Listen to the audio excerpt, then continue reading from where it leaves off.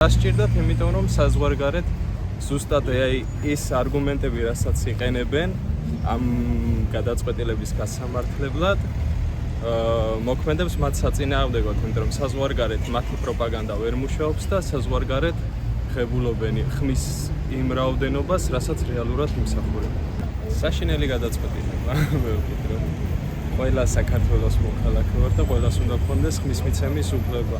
ის რომ ქვეყნის შიგნით ინფორმაცია არ აქვს, რა ხდება, ჩამოვიდნენ და დაინახონ, ესეც ჩემთვის გაუგებარია, იმიტომ რომ დღესდღეობით მედიის წყალობით, სოციალური ქსელების საშუალებით უწყვეტი ინფორმაციის გაცვლა მიდის საზღვარგარეთ, საქართველოს შიგნით ინფორმაციაზე და საქართველოს გარეთ ემიგრანტები როგორ არიან ამაზე. პაპუაშვილი ამბობს, რომ პირიქით მედია აბნევს ამ ადამიანებს, ხო, ინტერპრეტაციულ სურათს თავაზობს. მედია რომ ცარიყოს, აქ რო ჩამოვლენ უშუალოდ დაინახავენ რა ხდება ქვეყანაში, როგორ ვითარდება თქო. ამ მედიასაც რო თავი დავანებოთ, ნათესავებს ხო ესაუბრებიან, ესეც ვფიქრობ საკმარისი ინფორმაციის წყაროა. და შეუძლიათ 4 წელიწადში ერთხელ ჩამოვიდნენ სამშობლოში და აქ მისცე ხმაო ასეთია პაპუაშვილის განმარტება. 4 წელიწადში ერთხელ, მაშინ რავი, 1-20 დამატებითი აეროპორტი დაგჭირდება, ალბათ ამდენი ემიგრანტის მიღება რო შეძლოს ქვეყანა.